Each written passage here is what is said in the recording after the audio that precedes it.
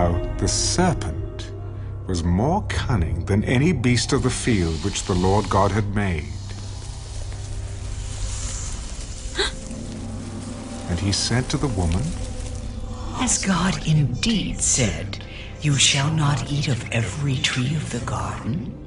We may eat the fruit of the trees of the garden, but of the fruit of the tree which is in the midst of the garden, God has said, You shall not eat it, nor shall you touch it, lest you die. You will not surely die, for God knows that in the day you eat of it, your eyes will be opened, and you will be like God, knowing good and evil. So when the woman saw that the tree was good for food, that it was pleasant to the eyes, and a tree desirable to make one wise, she took of its fruit and ate. She also gave to her husband with her, and he ate. Then the eyes of both of them were opened, and they knew that they were naked. And they sewed fig leaves together and made themselves coverings. And they heard the sound of the Lord God walking in the garden in the cool of the day. And Adam and his wife hid themselves from the presence of the Lord God among the trees of the garden. Then the Lord God called to Adam, Where are you? I heard your voice in the garden, and I was afraid because I was naked, and I hid myself. Who told you that you were naked? Have you eaten from the tree of which I commanded you that you should not eat? The woman whom you gave to be with me, she gave me of the tree, and I ate. And the Lord God said to the woman, What is this you have done? The serpent deceived me, and I ate.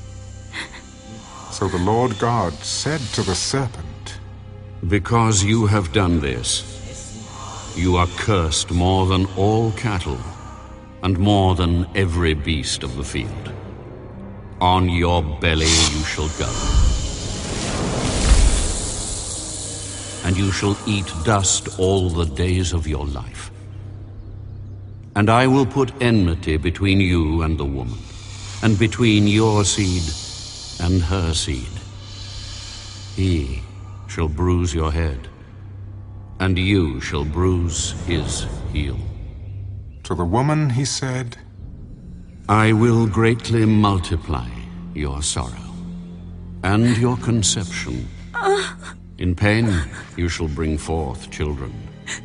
Your desire shall be for your husband, and he shall rule over you. Then to Adam he said, Because you have heeded the voice of your wife, and have eaten from the tree of which I commanded you, saying, You shall not eat of it. Cursed is the ground for your sake. In toil you shall eat of it all the days of your life. Both thorns and thistles it shall bring forth for you. And you shall eat the herb of the field. In the sweat of your face you shall eat bread, till you return to the ground. For out of it you were taken.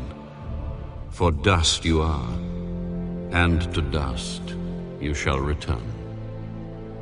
And Adam called his wife's name Eve, because she was the mother of all living. Also for Adam and his wife, the Lord God made tunics of skin and clothed them. Then the Lord God said, Behold, the man has become like one of us, to know good and evil.